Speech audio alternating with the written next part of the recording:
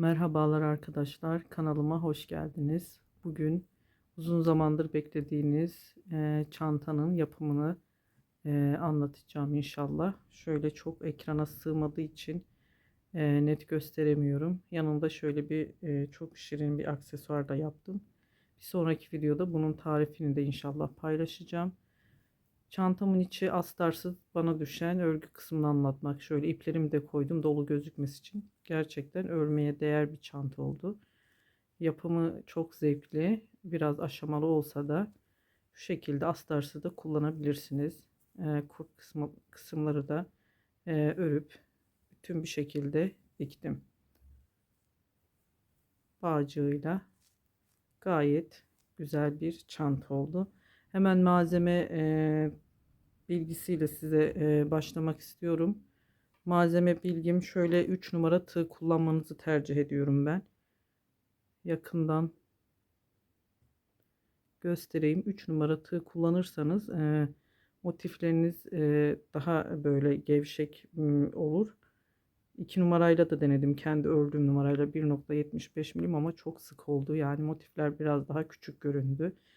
İp olarak da yine şöyle Nako pırlantayla da örebilirsiniz ama ben Nako Elite Baby ile yaptım. Instagram'da sizler de bu çantanın yapımını paylaşan arkadaşım Selker arkadaşıma teşekkür ediyorum yardımları için de.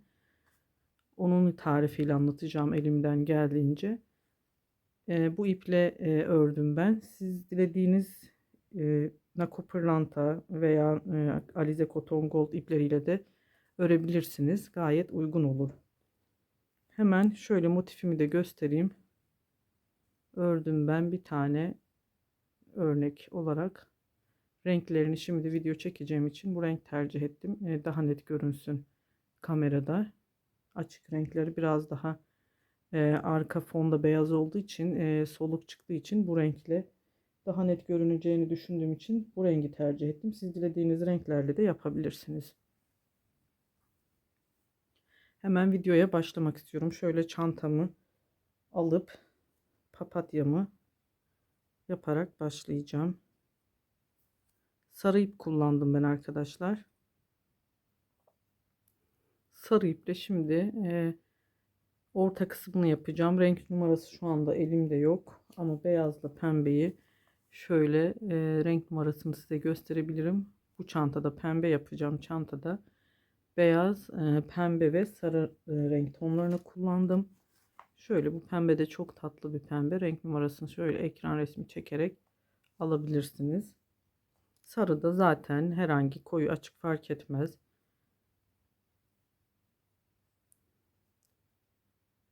Herhangi bir sarı renk tonuyla da yapabilirsiniz. Öncelikle 2, 3, 4 zincir çektim. Çok sıkı yapmamanızı tercih ediyorum. İlk ilmeğimi kaydırmayla birleştirdim. 1, 2, 3. 3 zincir çekerek bu boşluğa 12 adet trabzan yapacağız.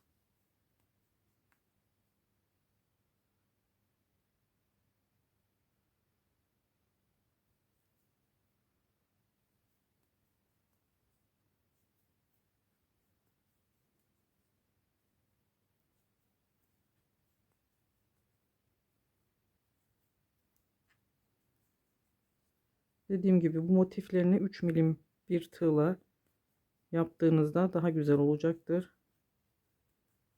Ama ben çantanın kurplarını yine kendi 1,75 milim 2 numara olan tığımla ördüm. Çünkü 3 milimle birazcık gevşek durdu. Araları biraz boşlukları göründüğü için 1,75 milimle daha sıkı bir görüntüsü oldu. Hemen şöyle şu boşlukları sayıyoruz. Çünkü papatyanın yaprak kısımları şu boşluklara denk gelecek şekilde 1, 2, 3, 4, 5, 6, 7, 8, 9, 10, 11. Trabzan olarak da 1, 2, 3, 4, 5, 6, 7, 8, 9, 10.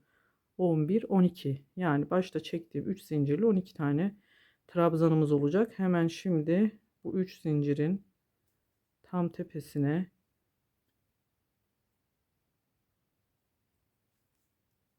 birleştirip ipimizi kesiyoruz burada.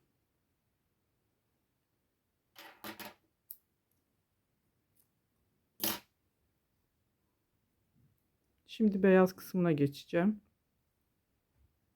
Evet. Beyaz ipimi aldım. Bu ipimi de arkadan yürüterek temizleyeceğim, gizleyeceğim. Herhangi şöyle trabzan tepelerine değil de arkadaşlar şöyle şu boşluklara, şu aralara tığımı geçiriyorum. 1, 2, 3 zincir çektim. Aynı yere bu başta çektiğim 3 zincirle birlikte 5 adet trabzan olmuş olacak. Yani 3 zincirden sonra 4 tane trabzan yapıyoruz.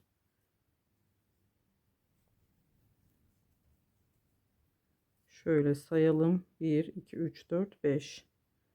İlk trabzan, yani çektiğim ilk 3 zincir tepesinden çıkarıyorum ilmeğimi. 1, 2 zincir çektim bu arada. Hemen diğer bir boşluğa geçiyorum. 1, 2,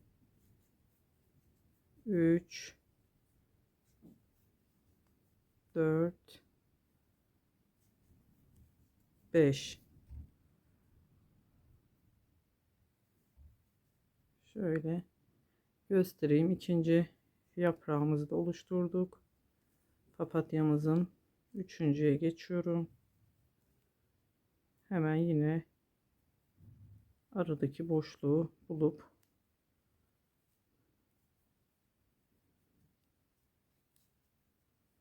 arkadan iplerimizi de gizlemeyi unutmuyoruz.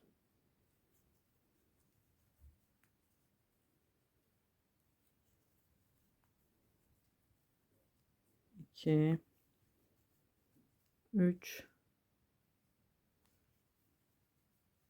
4, 5. Yine ilk trabzanın içerisinden çıkıyorum. Yine tekrar 2 zincir çekiyorum. Burayı 12 tane yaprağımız olacak. Sonuna kadar devam edelim. Son araya kadar 12 tane böyle tomurcuğumuz, herhangi siz nasıl adlandırıyorsanız yaprağımız olacak. Tamamlayalım papatyamızın yapraklarını. Evet arkadaşlar. Şimdi bitirdik. Şöyle 1, 2, 3, 4, 5, 6, 7, 8, 9, 10, 11, 12 tane oldu. 2 zincir çekiyorum. Hemen ilk yaptığım şöyle papatyanın arkasında ilmeğe sabitliyorum. Burada ipimizi kesiyoruz. Beyaz iple de işlemimiz bitti. Şu şekilde bakın, iplerimi de arkadan temizleyerek papatyamızı tamamladık. Hemen pembe ipimize geçiyorum. Şimdi motifimizin başlangıcı pembe ipli olan bölümünün herhangi yine şu arada 2 zincirli oluşturduğumuz aralardan herhangi birine ilmeğimi çıkarıyorum. Şöyle biraz arkada mesafe bıraktım ipimi. Arada temiz böyle yürüterek gizleyeceğiz. 1, 2, 3 zincir çektim. İlk etapta şimdi bir trabzan yaptım. 2 trabzan yaptım. Burada ilk köşemizi oluşturacağız. O yüzden 2 zincir tekrar çekip aynı yere 3 adet trabzan daha yapıyoruz. 2, 3. Bakın ilk köşemiz oluştu. Şimdi tekrar yandaki o 2 zincirle birlikte oluşturduğum bu boşlukta arkaya iplerimi de parmağınızla şöyle tutarsanız daha kolay olacak. 1, 2, çakma sık iğne veya çakma trabzan, siz nasıl biliyorsanız o işlemi 3 kez tekrarlayacağız. Ben çakma sık iğne olarak söylüyorum bunu. 3 kez çakma sık iğne yapıyorum. Yanındaki boşluğa aralarda zincir çekmeden devam ediyorum arkadaşlar. Şimdi tekrar bir yanındaki boşluğa geçtim zincir çekmeden. Çakma sık iğne 3 kez yine yapıyorum.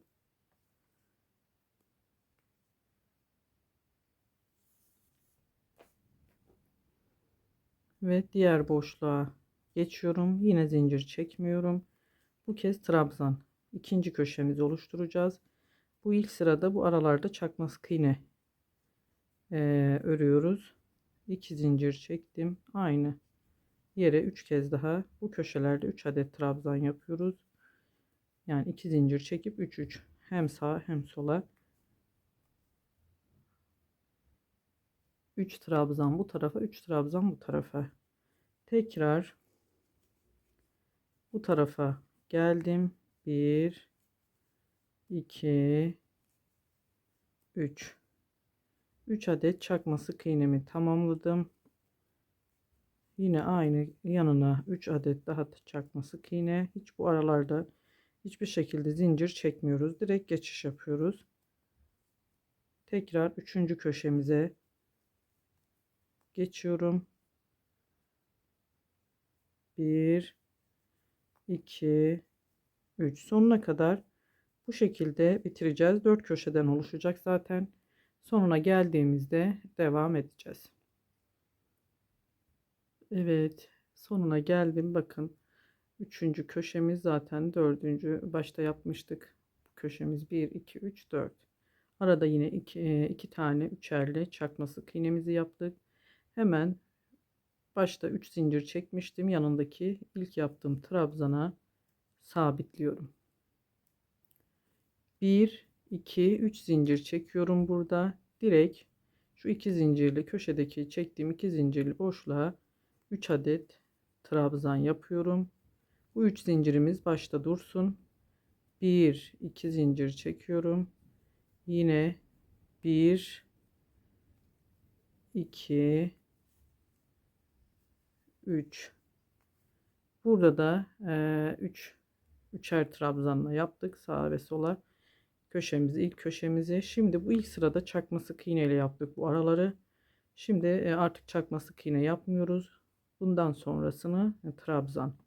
Direkt yine zincir çekmiyoruz. Hemen ilmeğimi alıyorum. Bakın bu boşluklara trabzan, 3 adet trabzan yapıyorum. 3. Hemen diğer boşluğa geçiyorum. 2 3 ve bu sırada bu 3 trabzanlı kısımlar artırıyoruz. Birer tane arttırarak devam edeceğiz. Bakın altta 1 2 bu arada yaptığımız üçlü çakma sık iğne, bu üstte üst sırada da 3 olacak. Hemen buradaki köşenin tam yanından da 2 3 bakın 3 tane böyle arttırmamız oldu. Yani 3 bu üst sırada 3 taneye çıkardık. Hemen yine köşeye geçiyorum. 1 2 3 2 zincir çektim.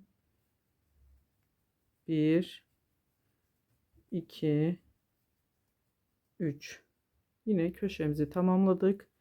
Yine geçiş yapıyoruz. Şu aradaki boşluklardan trabzan yaparak arkadaşlar devam ediyoruz. Yine aynı buradan buraya ne yaptıysak sonuna kadar devam ediyoruz.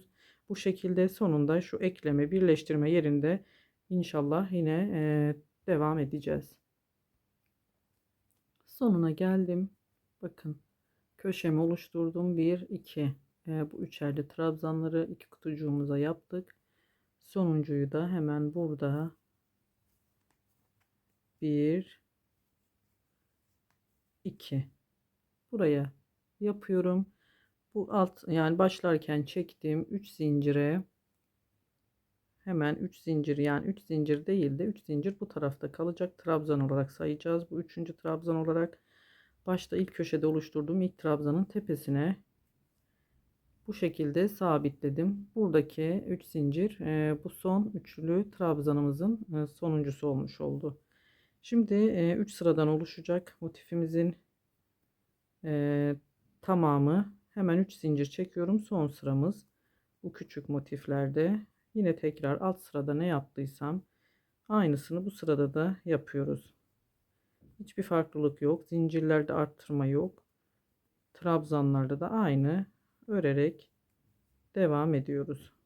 Köşeleri de buradaki üçerli trabzanla, yani şu kutucuklara battığımız üçerli trabzanlı, bakın bu sırada da 4 tane olacak. 1 2 3 4, şu 4 tane boşluğa üçerli trabzan yapacağız. Hemen dediğim gibi 1 2 3 4, burada da bir arttırmamızı yaparak sonuna kadar örelim, motifimizi tamamlayalım. Evet arkadaşlar, şöyle bakın, bu sırada da 1 2 3, yine sondaki boşluğa da yapıyoruz. 1 2 trabzan, başlarken çektiğimiz 3 zincir değil, burada ilk trabzana sabitliyoruz ve burada ipimizi kesiyoruz. Motifimiz tamam. Arkadan ipimizi temizleyelim. Bu şekilde küçük motif olarak tam 14 tane motifimiz olacak. Bu boyutlarda, yani aynısından 14 tane yapalım. Sonra kapak için kullandığım büyük motife geçeceğim. O da aynı ama ben size yine anlatacağım, göstereceğim. Sonra devam edeceğiz. Evet bakın, şöyle 14 tane yaptım ben motiflerimi. Yine sayayım, yabancı izleyicilerim için sayısını bilsinler. 1 2 3 4 5 6 7 8 9 10 11 12 13 ve 14 adet bu şekilde küçük motifimiz olacak. Sonra kapak motifini inşallah hemen yapıyoruz. Evet arkadaşlar, şu şekilde ben hazırladım kapak kısmına gelecek olan bu büyük motifimizi. Bunu göstermeme zaten gerek yok çünkü aynı sistemde ilerliyoruz. Sadece bunu bakın şöyle saymak istiyorum. Buradan da sayabilirsiniz. 1 2 3 4 5 6, köşelerden de sayabilirsiniz. 6 sıra olacak. Buradan da yine tekrar sayarsak şu arttırmalarımız arada bakın 1 2 3 4 5 6 7 ile tamamladık.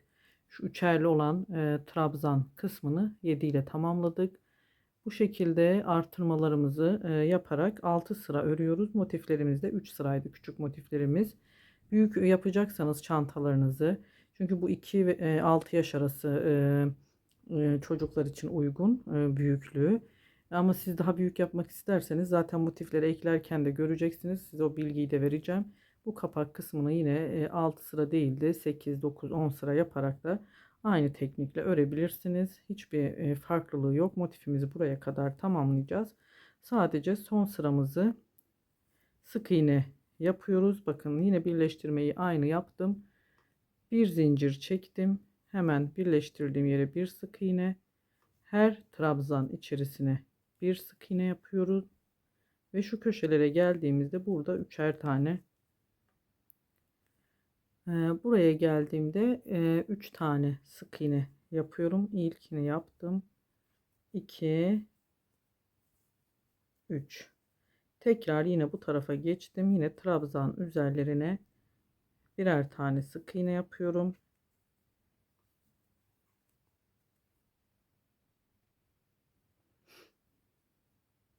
3 trabzan, 3 tane yaptım. Zaten aralara, şu boşluklarda hiç zincir çekmediğimiz için sadece trabzanlarımız var. Her trabzan üzerine bir sık iğne yaparak devam ediyoruz. Burada ipim bitmek üzere. Hemen yeni ipime geçeceğim. Şu şekilde diğer ipimi de alıp siz düğüm de atabilirsiniz.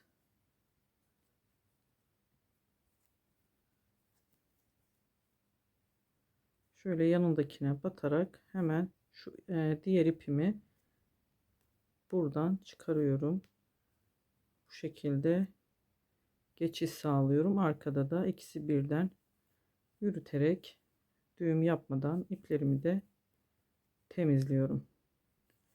Dediğim gibi bakın, ipi birleştirdiğim şekli gördünüz. Bakın arkada hiç düğüm izimizi olmuyor. Direkt ipime geçiş yapıyorum.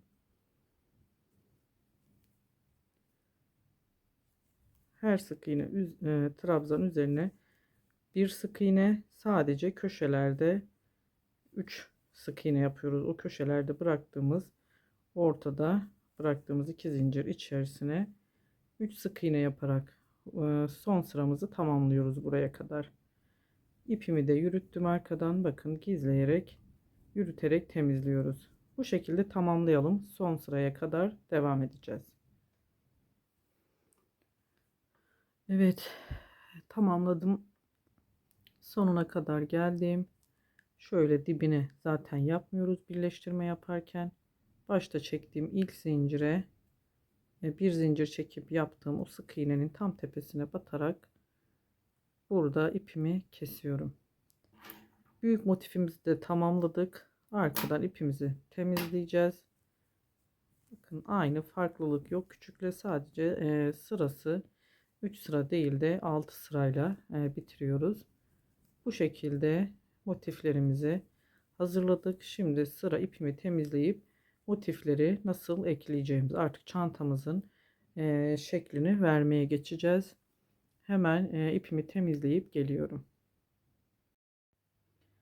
Evet, şimdi motiflerimizi ekleme kısmına geçtik. Şöyle ben arkadan tüm iplerimi temizledim ve motiflerimizi yavaş yavaş çantamızın şeklini oluşturacağız. Motifleri önce eklemekle başlıyoruz.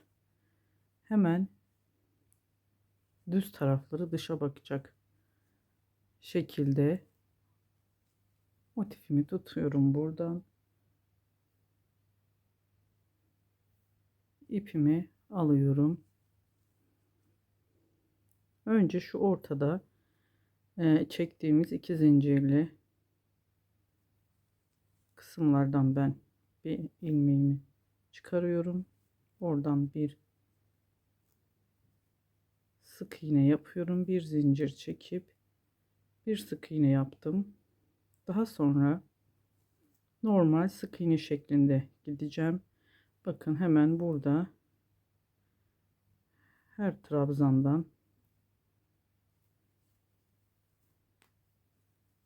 bir tane alarak, zaten denk gelecektir, karşılıklı sık iğne şeklinde devam ediyoruz.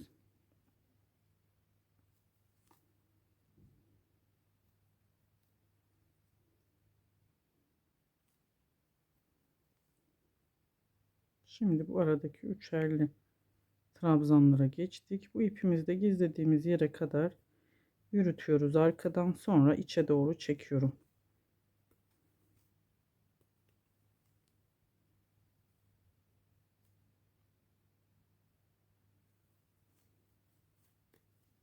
Hemen şu alttan içe doğru çekip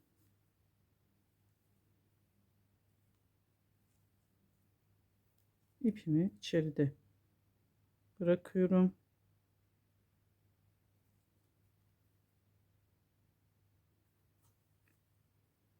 Ve devam ediyorum.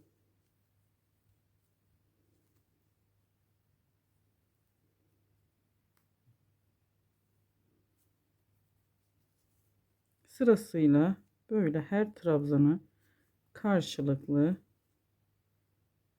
gelecek şekilde sık iğne ile sonuna kadar devam edelim.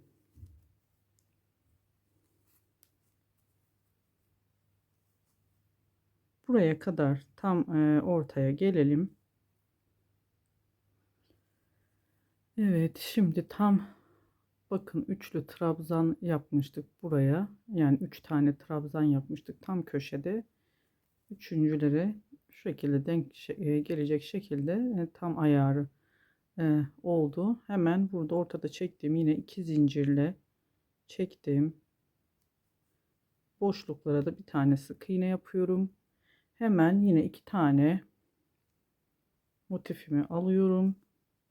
Yine düz yüzleri, yani bu papatyaların yüzleri dışa gelecek şekilde tutuyoruz. Tekrar hemen bu boşluklardan, bakın, arada köşede oluşturduğumuz 2 zincirli oluşturduğum boşluklardan direkt sık iğne yaparak yine devam ediyoruz. Hemen yine yandaki trabzandan aldım. Bir de buradakinden alıyorum. Bir yanına geçtim. Devam ediyorum. Bir yanına geçtim. Arada zaten hiç zincir çekmeden geçiyorduk direkt buraları. O yüzden oralarda ilmeğimiz yok. Direkt sadece ördüğümüz trabzanlarla karşılıklı sık iğne ile ekleme yapıyoruz. Sonuna kadar gelelim, yine bu şekilde düz bir şekilde devam ediyoruz. Bu 2-4 motifimizi buraya kadar gelip devam edeceğiz. Yine sonuna kadar geldim. Hemen köşedeki bu 2 zincirli olan boşlukların içerisine de bir tane sık iğne yaptım. Burada ipimi kesiyorum. İpimizi kesip temizleyelim.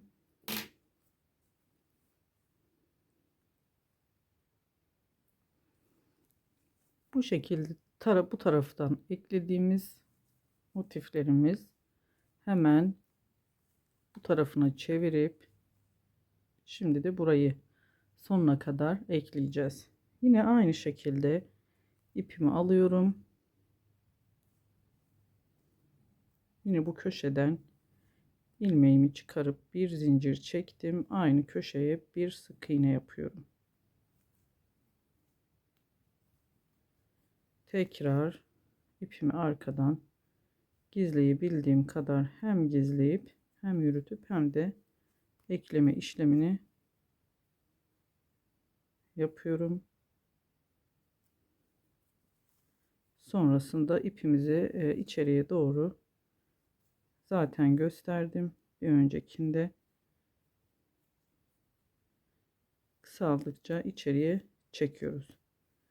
Aynı buraya kadar örelim arkadaşlar. Yani birleştirme işlemine aynı trabzanlar karşılıklı gelecek şekilde, yani şu 3 trabzanın karşısına yine bu 3 trabzan gelecek. Bu şekilde sık iğne ile buraya kadar devam edelim.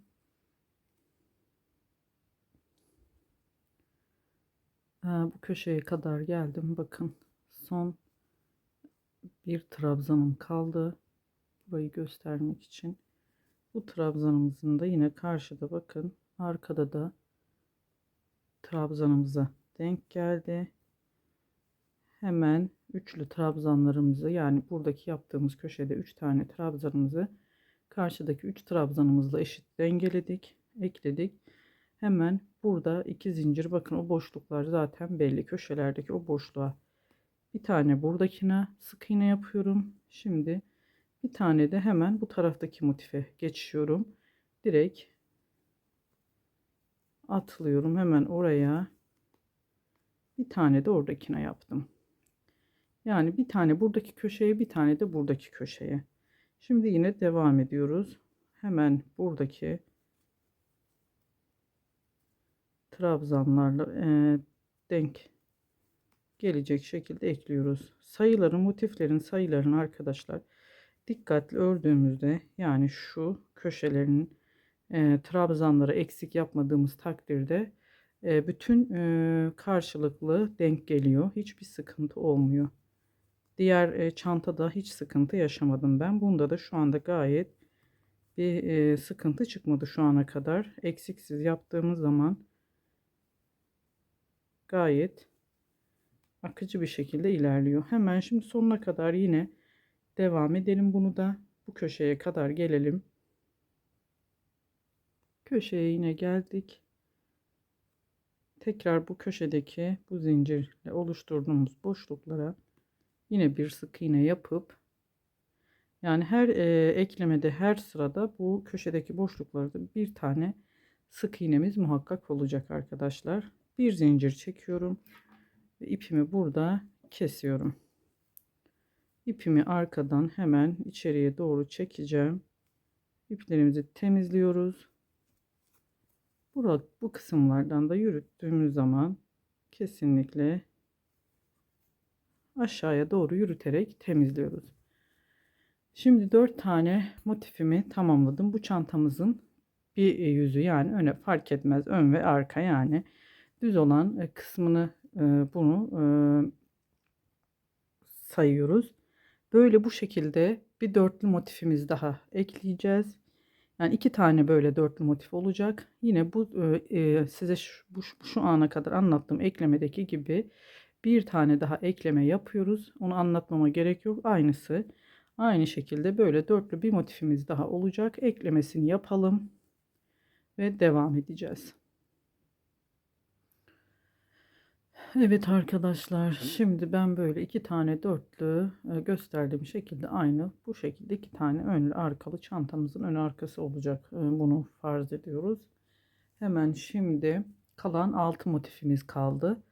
Toplamda 14 motifti. 8'ini yaptık. Dörtlü bir şekilde ekledik.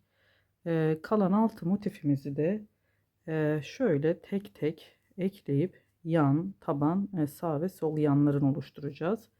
Sonra da birleşimini yapacağız çantanın. Hemen bir tanesini göstereyim. Yani ekleme aynı. Sadece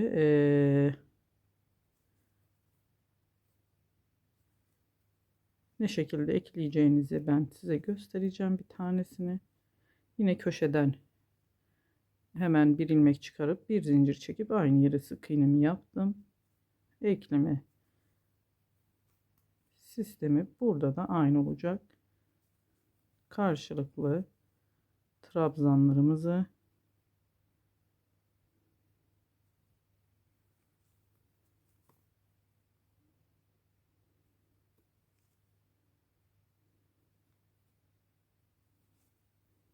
örüyoruz.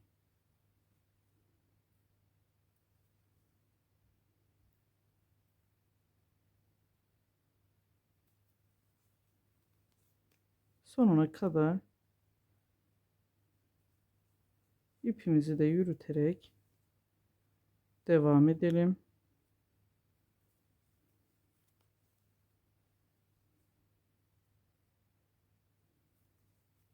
Eğer karşılıklı emin olamıyorsanız sayıların denk geldiğinden, siz böyle eklediğinizde bakarak ekleyin.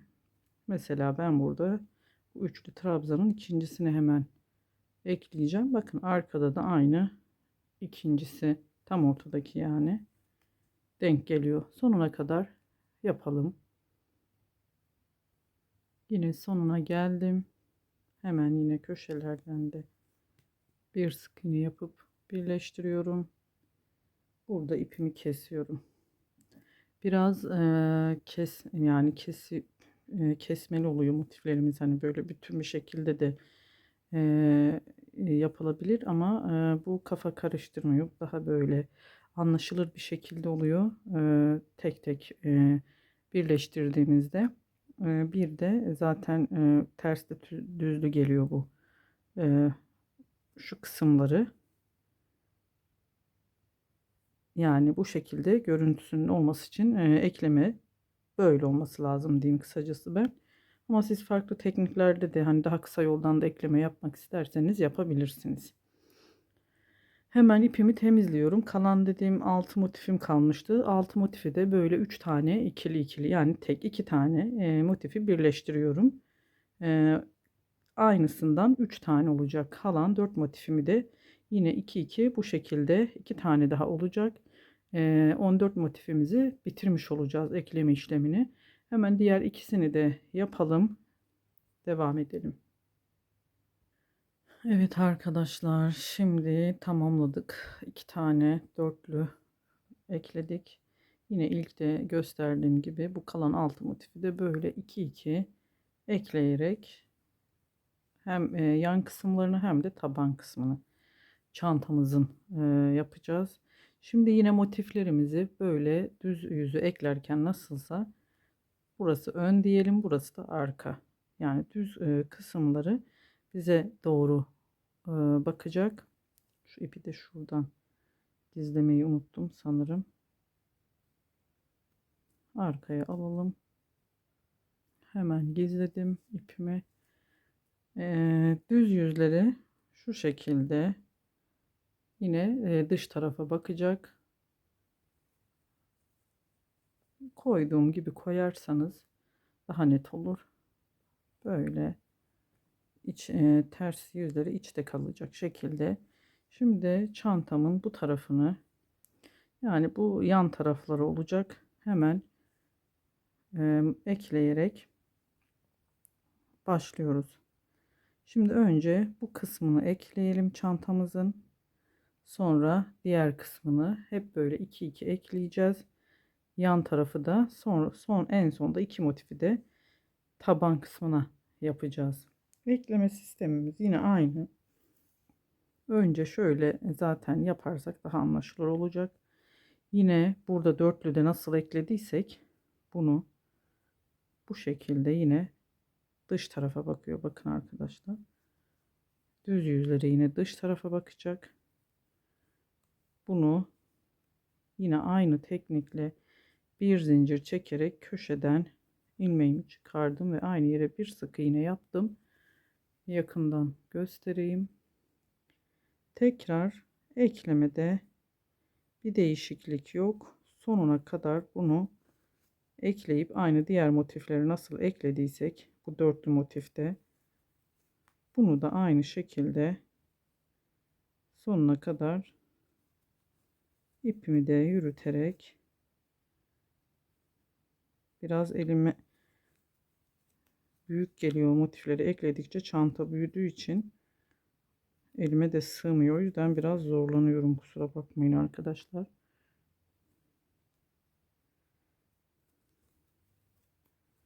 Şu kısma gelelim. Burayı yine göstereyim. Aynı şekilde devam edeceğiz. Yine orta kısma geldik. Burayı tekrar göstereyim. Ben bu dörtlü motifte de göstermiştim. Şu ortadaki geçişleri, ekleme yerini bir kez daha gösterip artık diğerlerini zaten çözmüş olacaksınız. Yine bakın köşede ilk 3 trabzan yaptığım yere buradakini denk getiriyoruz. Sık iğnemizi yapıyoruz. Şimdi bu köşedeki bakın 2 zincirli oluşturduğum boşluğa bir de buradaki köşedekine bir sık iğne yapıyorum. Hemen direkt bu taraftaki motifimize geçiyorum. Yine aynı, önce bu köşelere birer tane, bir bu tarafta bir de bu köşeleri tekrar burada bağlıyoruz sık iğne ile. Şimdi tekrar yine devam ediyoruz. Trabzanlara karşılıklı ilmek çıkarıp ekliyoruz. Sonuna kadar yine gelelim. En son yine bu köşeleri muhakkak birer tane sık iğne ile bağlayıp buradaki işlemi bitireceğiz. Evet arkadaşlar, bu iki motifimizi ekledik. Bu eklediğimiz motif yan kısmı olacak. Şu iki motif, yine ipimi kesip temizledim. Hemen bakın bu alttaki motife bunu bu şekilde koyuyorum. Tekrar ipimi alıyorum. Sadece eklenilecek yerleri, yani nasıl koyacağımızı göstereceğim. Bakın çantamızın bu yan kısmı olacak. Bu tarafta bu ön kısmı ve arkası 4 motifli olan, diğer tarafta aynı şekilde yapacağız. Burayı da göstereyim. Hemen yine burada diğer alttaki 4 motifi alıyoruz.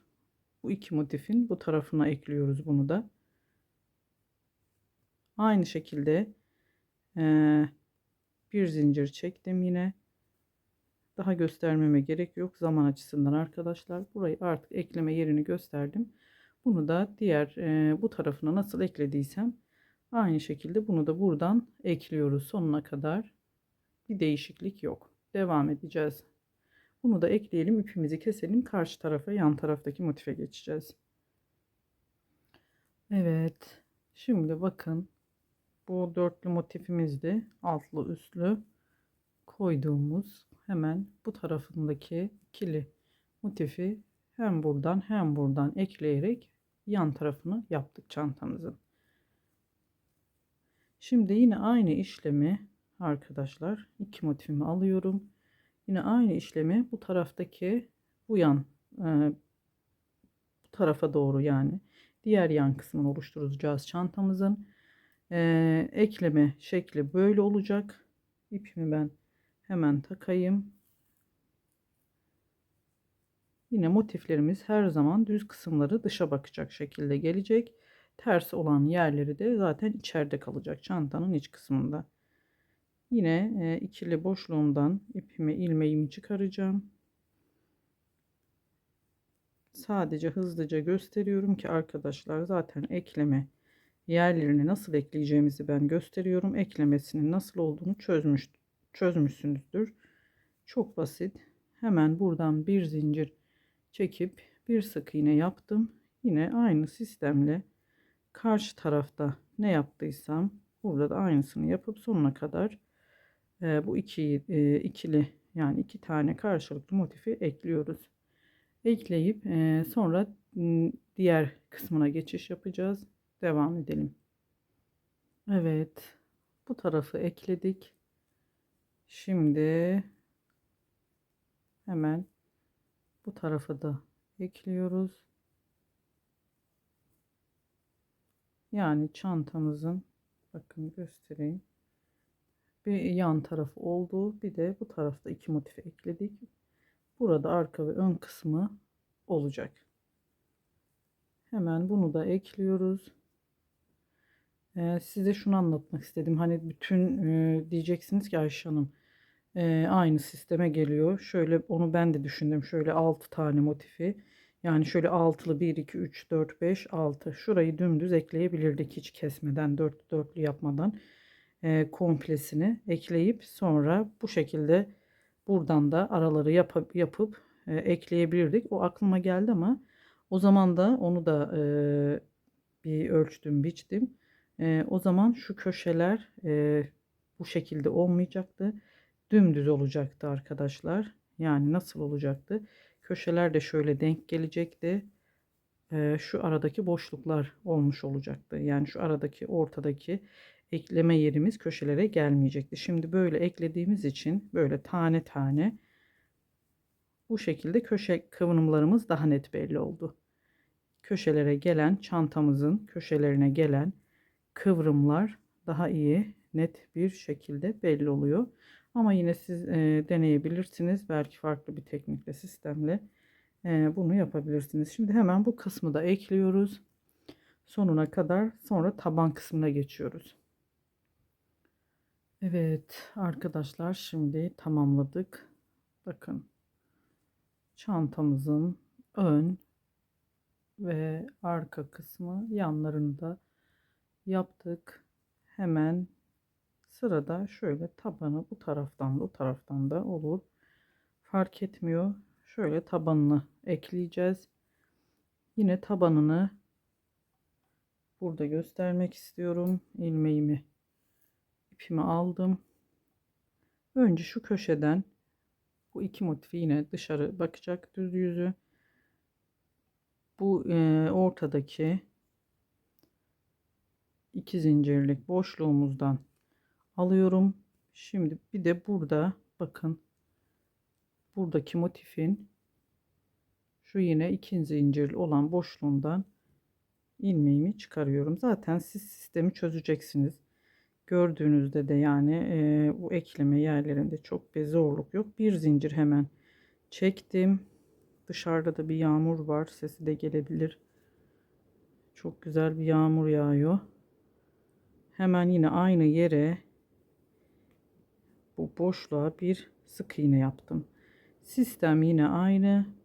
Buradan karşılıklı ekleyerek sonuna kadar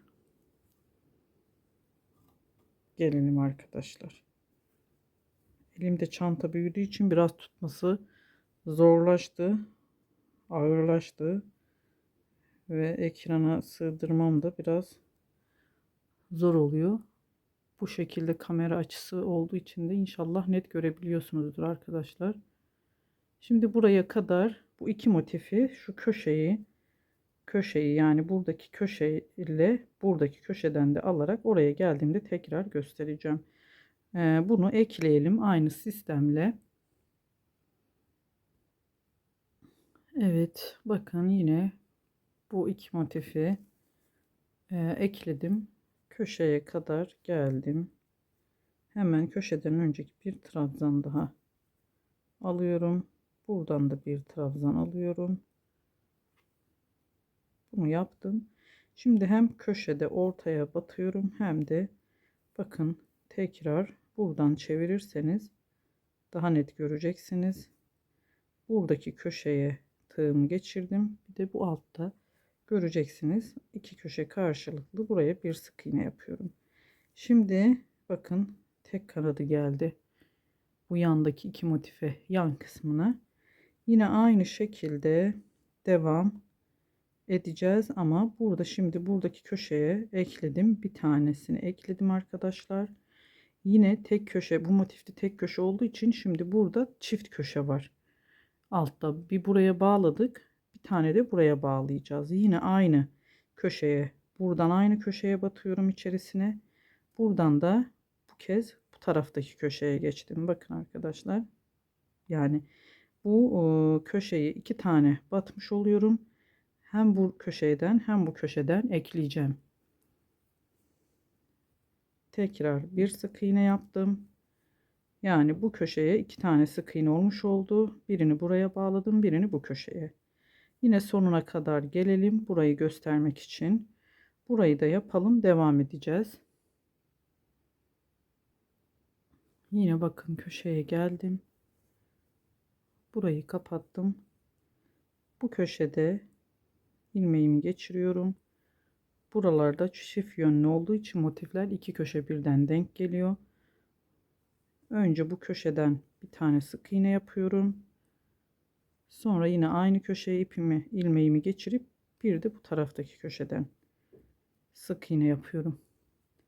Tekrar yine ilmeklerimizi karşılıklı ekliyoruz. Bu köşeleri göstermek için size bu devam ettim arkadaşlar. Artık gerisini sonuna kadar dediğim gibi bu köşelerden iki tane alıyoruz ama bu köşelerin hem bu tarafından hem bu tarafından ilmeklerimizi ekleyerek sık iğne yapıyoruz. Taban kısmını da yapalım. Çantamızın ekleme işlemini tamamlamış olacağız. Evet arkadaşlar, sonuna kadar geldim. Sonda başlarken yine bu köşemizden başlamıştık. Bitirirken tekrar bu taraftaki köşemize de bağlıyoruz. Şöyle göstereyim. Bir sık iğne yapıp herhangi şöyle başladığım yere sabitleyip kaydırma tekniğiyle ipimi burada kesiyorum.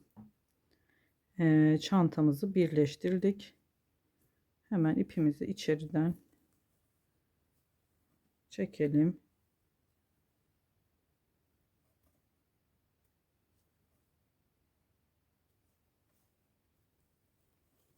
Bu şekilde temizleme kısmını yaparız.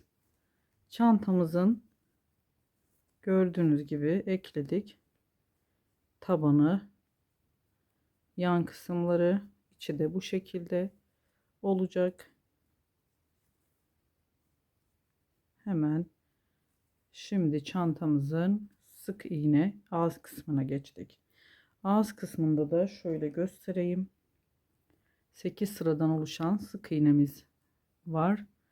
Bu sık iğnemizin hemen ilk sırasını size biraz göstereceğim. 4. sırada bu ilik yerlerini koyuyoruz. İlk sırasından başlayalım. Şu ilk bu köşedeki yerden tekrar yine ilmeğimi çıkardım. Bir zincir çektim. Aynı yere bir sık iğne yaptım. Bura başlangıç yerimiz olacak.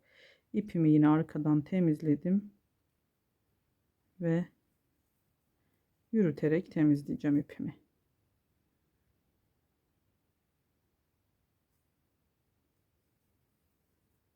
2 her sık iğne, yani her trabzan içerisine, ilmek içerisine bir sık iğne yaparak devam ediyoruz. Şöyle göstereyim yakından.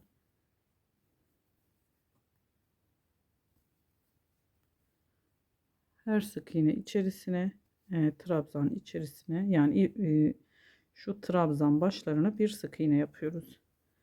Bunu şuraya kadar gelelim. Şu köşeye kadar. Buraya kadar geldik. Köşemizden bir önceki trabzanımızı yapmadan burayı göstereyim. Motiflerimizin, yani her köşesinden iki taneyi bir alacağız. Bir tane kesmiş olacağız. Yani hem bu taraftan bir tane, hem bu taraftan bir tane, her motifte yapacağız bunu. Yani buradaki motiflerde sonuna kadar bütün motiflerin köşelerinde birer tane keseceğiz. Onu da şöyle yapıyoruz. Bir, bu trabzanın başından ilmeğimi aldım. Çıkarmadan, yani kapatmadan hemen bu köşenin içerisine bir tane aldım. Üçünü birlikte çıktım. Yani ayrı ayrı ikisine sık iğne yapmıyorum. İkisini bir toplayıp çıkıyorum. Tekrar direkt hemen buradaki köşeye geçtim. İlmeğimi çıkardım. Hemen yanında trabzan tepesinden de alıp burada da bağlıyorum. Burada kesmiş olduk. Yani 4 trabzan yerine 2 trabzan yapmış olduk. Bir tane bu taraftan, bir tane bu taraftan. Bundan sonrasını hep dümdüz her trabzan içerisine başına ilmek alarak, sık iğne yaparak devam ediyoruz. Bunu sonuna kadar, yani buraya gelene kadar, başladığımız yere kadar bu kesme işlemini her motif bu köşelerde bir tane kesiyoruz.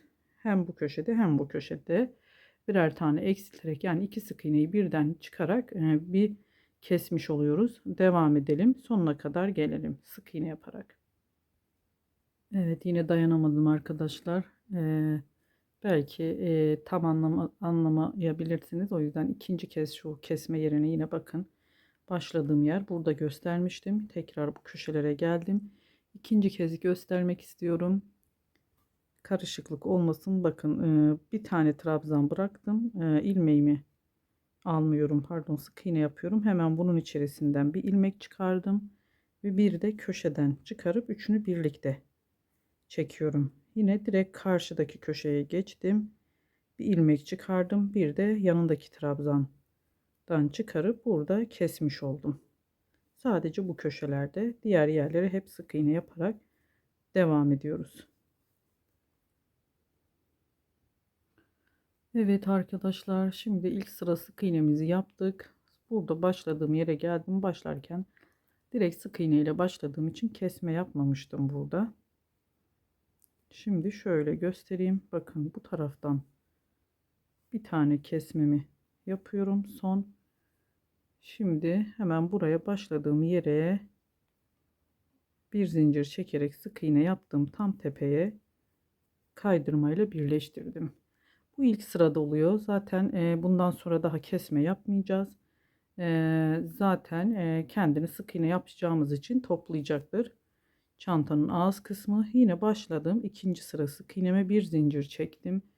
Şöyle yakından göstermek istiyorum. Çanta elimde büyüdüğü için bazen kamera ışığını ayarlayamıyorum. İnşallah net görünüyordur. Bir zincir çekip tam dibine, yani birleştirdim, bir alt sırada birleştirdim yere bir sık iğne yapıyorum. Artık bundan sonra her sık iğne içerisine bir sık iğne yaparak devam ediyoruz. Bu işlemi 8 sıra sık iğne yapacağız toplamda. 4. sırada iliklerimizi koyacağız. Şimdi biz 3 sıra sık iğne örelim. Hiçbir teknik kullanmıyoruz. Hiçbir şey yapmıyoruz. Eksiltme, artırma. 3 sıra aynen bu her sık iğne üzerine bir sık iğne yaparak 4. sıraya geçtiğimizde iliklerimizi koyacağız. Onları da size göstereceğim. Şimdi devam edelim. Arkadaşlar, yine ikinci sıra sık iğnemizin sonuna geldiğimde şu birleştirme yerini göstereceğim. Aynı bir alt sırada yaptığım gibi başlarken bir zinciri çektim. Bu tepeye sabitledim. Tekrar göstereyim. Birleşmemiz hep böyle olacak. 8 sıra sık iğne bitene kadar tekrar bir zincir çektim ve aynı birleştirdiğim yere bir sık iğne yaptım ve devam ediyorum. Bu üçüncü sıramız. Devam edelim. Sadece burayı göstermek için tekrar belki hani diğer sıralarda nasıl birleşme yapılacağını anlamayanlar için tekrar göstermek istedim. 8 sıra bitene kadar birleşmelerimiz böyle olacak. Evet arkadaşlar. Şimdi 3 sıra sık iğnemizi yaptık. 4. sıraya, sıra başına ben geldim. Şimdi ilk yerlerimizi koyacağız. Birleştirmemi yaptım. Bir zincir çektim. Tekrar dibine batarak sık iğne yapmaya başlıyorum. Şimdi bu sırada 4. sıramızda ilk yerlerini ayarlayacağız. Bağcık geçirmek için çantamıza. Bu da gayet kolay. Hemen ben size bir tane göstereceğim. Sonrasında zaten çözeceksiniz. Her motifin şöyle tam ortasından ayarlıyorum. İlk yerini bir tane daha sık iğne yapmak istiyorum. Göz kararı yani. Şimdi diğer çantada da bunu göstereceğim. Bakın şöyle buraya kadar geldim. Şu öndeki iki motifimiz yani çantamızın ön kısmı oluyor. Buraya ördüm. Göz kararı orta kısmından bir tane ilik koyacağım buraya. 2 zincir çektim.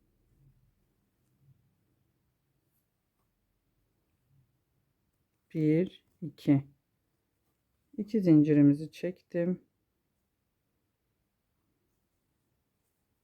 Çanta elimde büyüdüğü için artık biraz zorlanıyorum. Kamera açısından çıkıyor. Hemen 2 zinciri çektim. Burada bir iki tane sık iğne bırakıp üçüncüye. Arada 2 tane bıraktım yani. Üçüncüye geçtim. Bakın ilk ilik yerimizi oluşturduk. Bağcık için bağcıkları boşluklardan geçireceğiz. Arada 2 tane sık iğne bırakıp üçüncüye. Bu motifimizin ortasında koyduk. Şimdi yine tekrar bu motifimizin tekrar bu ortasına kadar sık iğne yapıyoruz. İkinci iliğimizi koyuyoruz. Yine buradaki motifimizin de tam böyle göz kararı ortaladım. Hemen 2 zincir çekiyorum. 1 2 tane sık iğne bırakıp üçüncüye sık iğne yapıyorum. Burada da ilik yerimizi oluşturduk. İkinciye. Şimdi tekrar buraya kadar bu yanlardaki yani çantamızın yan kısımları oluyor. Bu motife de gelelim. Burada da kaç tane ilik koyacağımızı göstereceğim. Sonrasında devam edeceğiz. Evet arkadaşlar, şimdi buradaki tek yan kısımda burada ikili motifimiz var.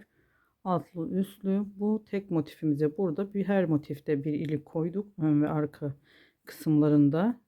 Yani 2 tane oldu bu yüzünde de. Şimdi bu yan tarafında da bu tek motife de 2 tane ilik koyacağız. O yüzden tam ortalamadım, bakın. Bir bu kenardan bir bu kenardan 2 tane iliğimiz olacak. Boşluğumuz ve burada 4 tane 4-5 tane sık iğne yaptım. Göz kararı yine geldim. 1 2 zincir çektim. 2 tane bırakıp yine ortada sık iğnemizi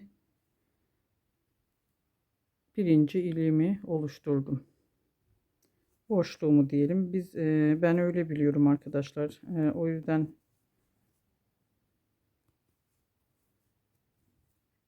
ilik diyorum. Siz nasıl biliyorsanız da o şekilde adlandırabilirsiniz. Şimdi ilk iliğimizi koyduk. Sırada bu bir yanlardaki motifleri 2 tane olacak. İkinciyi koyacağım. Şunu bir geri alıyorum. Tam ortalansın diye hemen tekrar 2 zincir çektim. 2 tane sık iğne bırakıyorum. Üçüncüye sık iğne yaparak burada 2 ilik oluşturduk. Bundan sonrası yine hepsi aynı şekilde ilerleyecek. Bu kısma geliyoruz. Yine burada birer tane koyuyoruz. Tekrar bu taraftaki yan kısmına 2 tane şöyle sağa ve sola yakın şekilde iliklerimizi ayarlıyoruz. Şimdi ben diğer çantada göstereceğim. Daha belirgin olacaktır. Bakın arkadaşlar, şöyle koydum. Bir burada, bir burada motif ortalarına denk geldi. Bu kenarlarda da sağ ve sola yakın 2 tane, bu tek motiflerin 2 tane koydum. Yine bu yanda da 2 tane var. Arkada yine tekrar 2 tane iliğimiz oldu. Şimdi bu şekilde sonuna kadar devam ediyoruz. İlik sıramızı da tamamlıyoruz. Başa kadar gelelim. Evet, ilik sıramızı da tamamladık. Şimdi 5. sıramıza geçtik. Ben böyle sıra başından bir alt sırada yaptığım ilk ilik yerine geldim. Bu sırada ne yapacağımızı da göstereyim. Sonrasında devam edeceğiz. Bu alt sırada 2 zincir çekip oluşturduğumuz bu boşluklara, iliklere yine aynı arada 2 sık iğne bıraktığımız için boşluklarda bu ilik, bu zincir, yani bu zincirlerin üzerine 2 zincir çekerek oluşturduğumuz bu iliklerin içerisine yine 2 tane sık iğne yapıyoruz ve sık iğne sıramızda eksiltme yapmamış oluyoruz. Yani her 2 zincir içerisine tekrar biz 2 sık iğne yaparak devam edeceğiz arkadaşlar. Bu sırayı da bu şekilde tamamlayacağız. Bu 5. sıramız oluyor. Bakın 2 tane sık iğne yaptım. Aynı şekilde bütün yapmış olduğumuz boşluklara 2 sık iğne ile burada devam edeceğiz. 5. sıramız sık iğne. Bu sıradan sonra 3 sıra daha sık iğne yapıyoruz. Hiç arttırma, eksiltme yapmıyoruz. Toplamda 8 sıra sık iğnemiz olacak başlangıçtan sona kadar. 8. sırada şu arka kısmına, yani son şu 2 motif yerine geldiğimizde oraya ben göstereceğim, kapak motifimizi ekleyeceğiz. Bununla birlikte sonrasında devam edeceğiz. Şimdi 8 sıra sık iğnemizi tamamlayalım. Bu 5. sıramız. Bundan sonra 3 sıra daha sık iğne örerek motifimizi eklemeye geçeceğiz. Kapak motifimizi. Sonrasında da devam edeceğiz. Evet arkadaşlar, şöyle ben göstereyim, bakın. Bu son sıramız, son sık iğne sıramı, buradan başlangıç yeri başladım. 8. sıramız oluyor. Şimdi bu kısmına geldim. Burayı arka tarafı farz ediyoruz. Hemen buradan motifimi, büyük kapak olan motifimi eklemesini yapacağım. Hemen şu 2 motif olan şu düz yere geldim. Bir tane çok az ortalama şöyle yapacağım. Bakın bir bu motifimizin kenarını sayalım, denk gelsin. Çünkü tam ortalama ortasından şöyle olursa çok daha güzel olacak. Hemen ben sayıyorum. Şöyle ilk şu köşelerde 2 tane sık iğne yapmıştık. Bu sık iğnelerin sadece bir tanesini sayıyorum şuradan. Yani şu tarafta kalan sık iğneyi sayıyorum. Bir tanesi bu tarafa kalacak. Ekleyeceğim yerden şöyle 1 2 3 4 buraya kadar 30 tane sık iğne saydım. Burada da yine iki tanesini almıyoruz eklerken, sadece şu bir tanesini alacağız. Şimdi ben burada çantamı da hemen şöyle biraz bir tane sık iğne bu tarafından yaptım. Sayıyorum: 1 2 3 4 5 6 7 8 9 10 11 12 13 14 15 16 17 18 19 20 29 30. Bakın 30 olduğu için bu tarafta daha çok kaldı. Neredeyse 3-5 tane sık iğnemiz kaldı. O yüzden ben burada 2 tane daha örüp ekleme yerine geçeceğim. Yani bir iki tane daha buraya kaydığımda şimdi tekrar iki sık iğneyi örelim. Tekrar bakacağız. Yani ayarlamasını o şekilde yapıyoruz.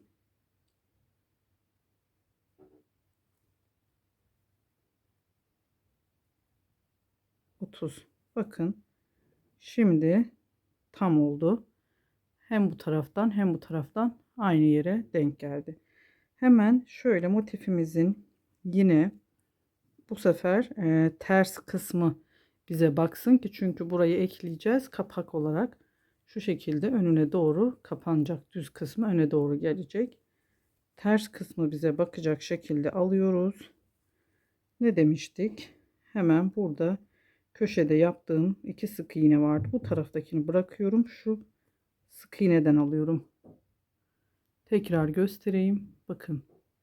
Bir iki sık iğnemiz vardı köşede. Bu taraftaki sık iğneden alıyorum ben. Ve eklemeye başlıyorum. Yine yani hem çantamızın son kenar sık iğnesini gidiyorduk bitirmek üzere, hem de burada yine aynı karşılıklı, bakın şöyle tekrar göstereyim. Buradan sık iğneyi aldım. Bir de bu taraftan sık iğneyi alıp sık iğne öreceğiz. Tamamlayarak devam edeceğiz. Hem çantamızın son kenarından bir sık iğne alıyoruz. Hem motifimizin köşesinden bu şekilde de dikebilirsiniz de, ama e, yani ip kesmek olmasın istedim ben. Daha pratik oldu. Daha pürüzsüz. Gayet düzgün. Sonuna kadar aynı karşılıklı sık iğneleri örerek ekliyoruz. Kaydırma tekniğiyle de ekleyebilirsiniz. Sizin tercihinize kalmış. Sonuna kadar gelelim. Bakın arkadaşlar. Şu şekilde kapağımızın, çantamızın kapak kısmını da böylelikle arkadan eklemiş oluyoruz. Görüntüsü de gayet hiç belirgin olmuyor. Sonuna kadar ekliyoruz. Buradan sonra yine bu kenarda sık iğne yapıp başlangıç yerinde bitiriyoruz. Bu sıramızı da 8. sıramızı, sık iğne sıramızı ve ekleyerek de, kapağı da hem iki işlemi de birlikte bitirmiş oluyoruz. Evet arkadaşlar, bakın ekledim. Şunu söylemek istiyorum. Ben de şimdi fark ettim. Kusura bakmayın. Eğer video sırasında Ayşe Hanım biz bu köşelerde 3 sık iğne yapmıştık diyeceksiniz şimdi. Evet, doğru. Sonradan fark ettim. Ben de sizinle birlikte inanın yeni örüyorum bunu ikinci kez. Köşelerde dediğim şu ekleme yerinde hani ben 2 tane yaptım demiştim. Birincisinden alın diye 3 tane yapmışız. Bu köşeleri sık iğnemizi biz sadece üçünü almıyoruz. Sadece bakın burada bir tane bıraktım ama ikisini eklemeye katıyoruz. Bu kenarın, onu söylemiş olayım. Bir taneli, yani 3 tane sık iğnenin, köşedeki 3 sık iğnenin sadece şu teklerini almıyoruz. Bakın bir tane bıraktım ama 2 tanesini köşelerde 2 taneyi alarak eklememizi yapıyoruz. Ve bu şekilde ekleme işlemini tamamladık. Şimdi hemen şu bağcık kısmına geçiyoruz. Çantamızın bağcığını da tamamlayalım. Sonrasında devam edeceğiz. Şöyle göstereyim. Kapak kısmını da oluşturduk. Bağcığımızı yapıp sonra sırttaki kurtlarına geleceğiz. Hemen şöyle ben ipimden, yine pembe renkli ipimden biraz uzunca kestim. Çünkü bu kordon şekli örgü yapacağım için 2 kat ip gerekli bana. Siz de göz kararı, yani hemen hemen ne kadar kestim diyeyim. 2-3 metreye yakın kestim, fazla fazla olsun diye. Ben şimdi hemen size örüş şeklini göstereceğim.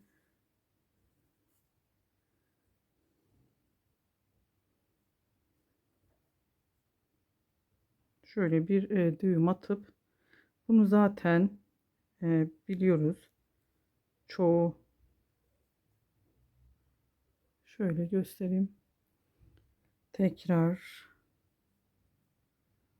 ipime düğümümü attım. Şöyle ilmeğimi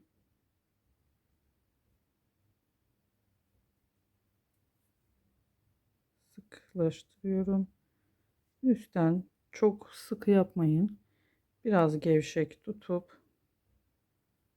tutarsanız daha iyi olacaktır. Bu şekilde bir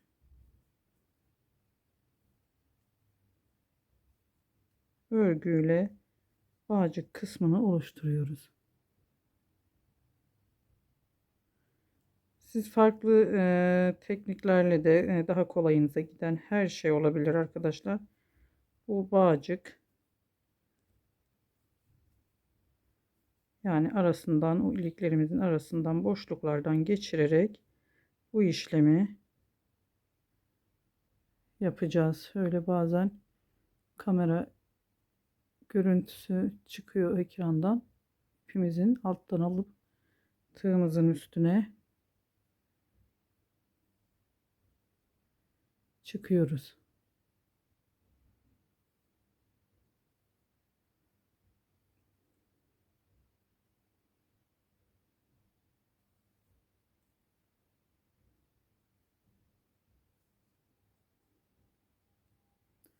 Bunun boyutu ben 85 santim yaptım. Boyunu arkadaşlar. Uzunluğu bu çantaya göre ideal. Bu şekilde 85 santim örerek devam edelim. İpimizi, bağcık kısmını da tamamlayalım. 85 santim örerek devam edelim. Evet arkadaşlar, ben böyle tamamladım. Yaklaşık 85-90 santim uzunluğunda. Şöyle tekrar ölçelim. Evet, 85 santim. Zaten bu esnek olduğu için de esneyen bir bağcık oldu. O yüzden bu boyutta ideal. Siz daha uzun yapmak isterseniz uzun yapabilirsiniz. Şimdi ipimi kesip çantamıza, bağcığımıza takalım. Şöyle ben ucunu 2 düğüm attım. Taktıktan sonra da sıkıca yine orayı kesip çakmak yardımıyla yakacağım. Hemen bu taraftan takıyoruz. Bakın ilk ilik yerimiz zaten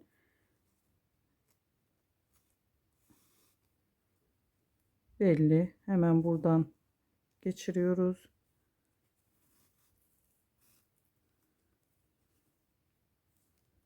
Tekrar bu yanlarda 2 tane ilik yeri açmıştık.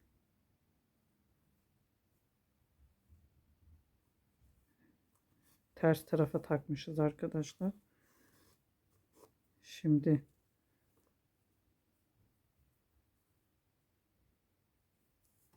fark ettim, kusura bakmayın.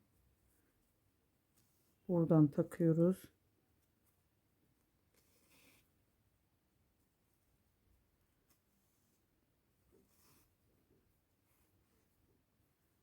Arkaya gelen tek olan kısımlarından alıyoruz.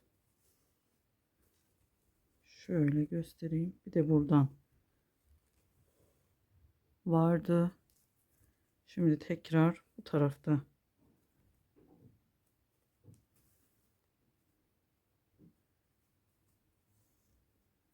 kenar kısmına gelip en son yine buradan çıkarıyoruz.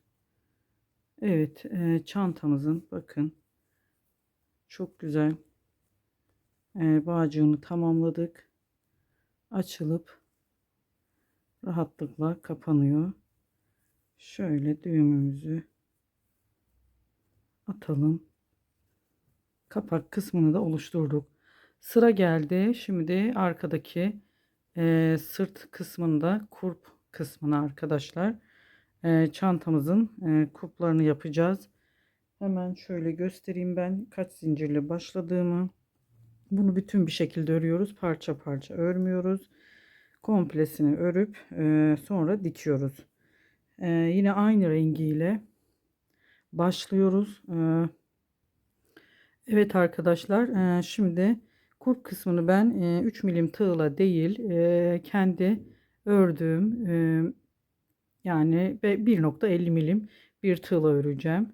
Yani daha ince bir tığla. Nedeni de 3 milim tığla çok boşluk görünüyor. Şu araları çok gevşek duruyor. Bu ince tığla daha sık bir görünümü, daha sağlam olsun, daha sık dursun diye görüntüsü. O nedenle de bu tığla örmeyi tercih ettim. Hemen 9 zincir çekiyorum. 9 zincir çektim.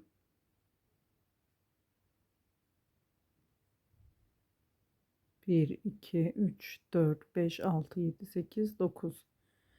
9 zincirimi çektim. Ve başını alıyorum ilmeğimin. Üçüncüye çakma sık iğne ile geçiş yaptım. Çakma sık iğne veya çakma trabzan, siz nasıl adlandırıyorsanız, 8 adet çakma sık iğnemiz olacak. Büyük çantalarda daha da geniş yapabilirsiniz. Bunu 10, 11. Bu 2-6 yaş olduğu için bu ideal. Bu genişlikte 1, 2, 3, 4, 5, 6, 7, 8. Hemen ben bir zincir çekiyorum. Ve geriye dönüp bakın, bir zincir değil, hemen şu baştaki, yani yine dibine batarak örmeye devam ediyorum. Her sırada 8 tane çakma sık iğnemiz olacak. Kalın tığla da örünce, şimdi bu normalde ördüğüm tığ ama elim o kadar ince geliyor ki, ve burada bakın dibine de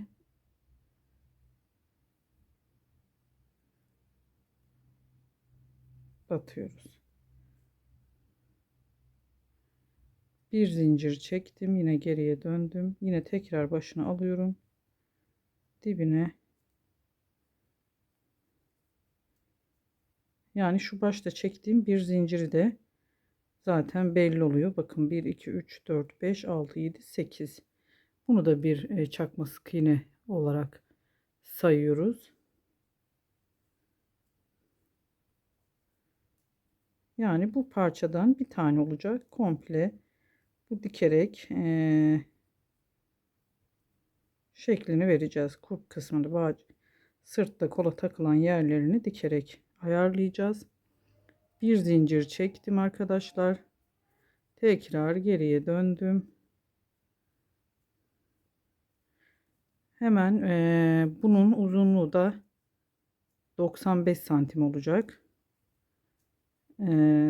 95 santim örüyoruz. Sonrasında dikme işlemini yapıp çantamızı tamamlıyoruz. Sonda bakın, şurada bir zincir çektim. Yerlere de batıyoruz dibinde. Yine bir zincir çektim.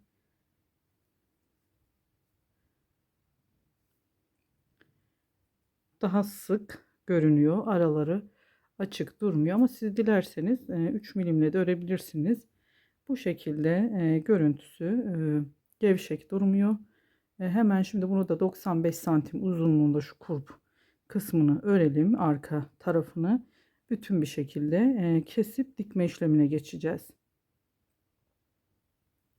Evet arkadaşlar, şu şekilde ölçtüm, 95 santim uzunluğunda kulp kısımlarını yaptık. Siz daha uzun veya daha kısa, ama ideal boyutu bu. Şöyle ipimi birazcık bu taraftaki kulpunda pay bırakıp dikmek için ipimi bıraktım. Hemen iğneme takıyorum.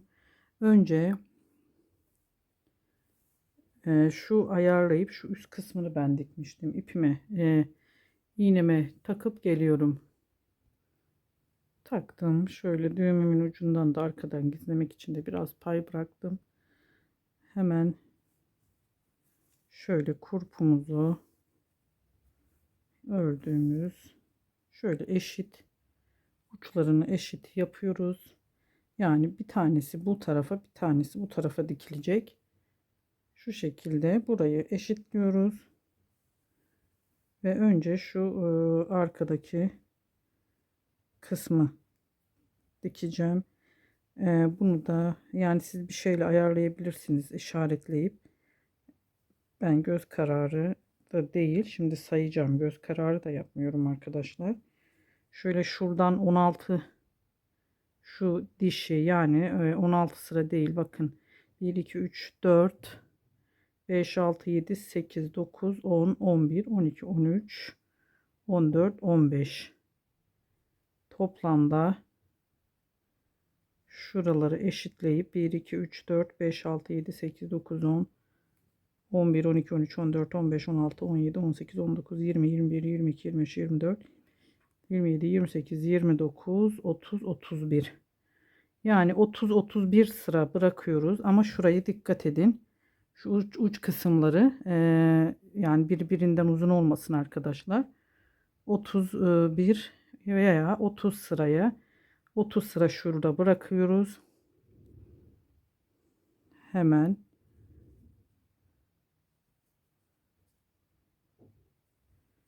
burayı da ortalayıp şimdi ben burayı önce bir tutturayım. Arkadan hemen şu ilk sık iğnemin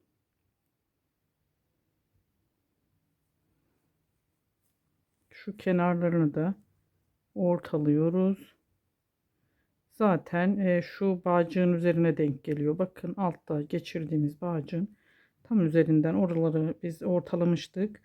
Şimdi şu sık iğnemi çantayı eklediğim şu sıra, çantayı eklediğimiz yer sık iğne sırası, son sıra yani biz bir alttan, bir alt sıradaki sık iğneden bakın geçirdim iğnemi. Tekrar göstereyim. Bu çantamıza eklediğimiz son sıra sık iğnemiz 8. sıramız. Hemen 7. ve 6.'nın tam ortasından iğnemi geçirdim. Yine aynı yere bak. Bu sırayı baz alarak dikiyoruz. Buraya kadar geliyoruz. Ortalayıp devam ediyoruz. Yine iğnemi aynı şekilde zaten tutturduğunuz zaman belli oluyor dikeceğimiz yer arkadaşlar. Bakın hemen tutturduk. Bu böyle eşit bir şekilde dikelim sonuna kadar. Sonra da yan kurtlarını dikeceğiz. Devam edeceğiz. Yani düz bir şekilde dikiyoruz. E, Bu şekilde düz bir şekilde tutturuyoruz, dikiyoruz. Evet arkadaşlar, ipimi arkaya alıp şöyle şu kenarlardan yani iç kısmından yürütüp temizledim. Hemen göstereyim tekrar, bakın kurpunu bu şekilde ortalayıp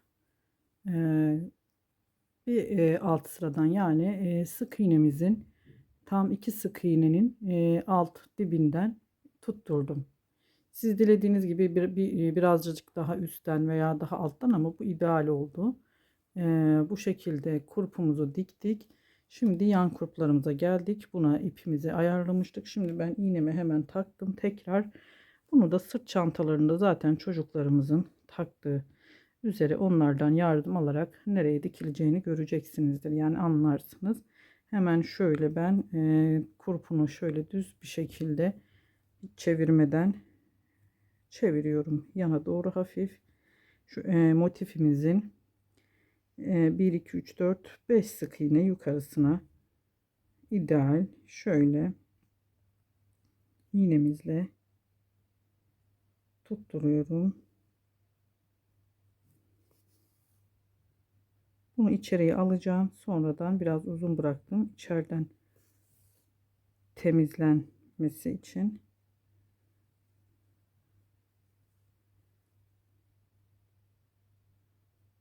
İlk etapta biraz sıkı burasını yapalım. Bir bu dalından zaten motiflerimiz de var. Dışarı bakan yani sık iğnenin bir dalını alıyoruz. Bakın şimdi bu taraftan bu dalını aldık.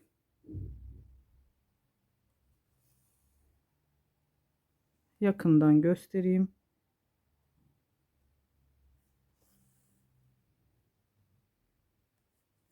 Karşılıklı 8 taneydi bizim çıkardığımız ilmek sayısı.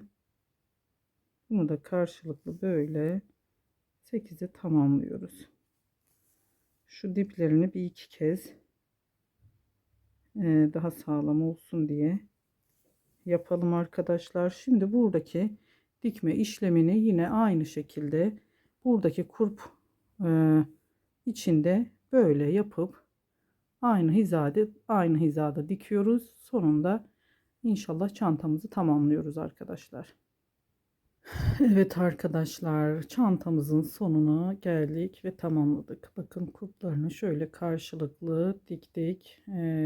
Gayet hoş bir çanta, çok güzel, yapmaya değer. Güzel bir çanta. Önüne de küçük bir aksesuar yapmıştım. Onu da bir sonraki videoda, çok uzun bir video oldu arkadaşlar. İnşallah sıkılmazsınız. Elimden geldiğince de hızlı, yani kesip kesip yaptım videoyu. Tam hani böyle çok uzun detayları söyleyip ne yapmanız gerektiğini kısa kesmek için de böyle kestim. İçerisine astar dikebilirsiniz. Elinizle de dikebilirsiniz. Bana düşen görev örgü kısmını anlatmaktı. Ben bunu yaptım. Siz astarınızı bir terziye, tanıdığınız birine de diktirebilirsiniz. Çok güzel bir çanta. Kullanışlı, küçük prenseslerimiz için güzel. İçerisine de yani bayağı böyle bir şey alır. Ben iplerimi diğerine koymuştum. Birkaç ip böyle dolu dolu gözüksün, görüntüsünü görün diye. Çok hoş kalıbı. Çok da güzel, çok şirin bir çanta oldu. Bu aksesuarını da bir sonraki videoda anlatırım. Şöyle çok tatlı durdu, uyumlu bir şey oldu. Siz farklı aksesuarlar da yapıp çantanızın bağcık kısmına takabilirsiniz. Dediğim gibi astarsız da kullanılabilir. İçine görüyorsunuz hiçbir şekilde yani bir şey düşmez. Küçük, çok küçük bir, yani nasıl diyeyim, boncuk görünümünde bir şey olmadıktan sonra düşecek bir durum yok. Gayet şık, astarsız da kullanışlı bir çanta. Astarda dikerek, elinizde de dikerek bununla ilgili videolarda bulabilirsiniz. YouTube'da el ile astar dikme videoları. Beni sabırla dinlediğiniz için çok teşekkür ediyorum arkadaşlar. Başka bir videoda görüşmek ümidiyle hoşça kalın. Kanalıma da abonelik ücretsizdir. Videolarımın devamı için ve bu kadar zahmet çekerek anlatımını yaptığım bu video için de beğeni ve yorumlarınızı esirgemezseniz çok sevinirim. Teşekkür ederim. Hoşça kalın. Allah'a emanet olun.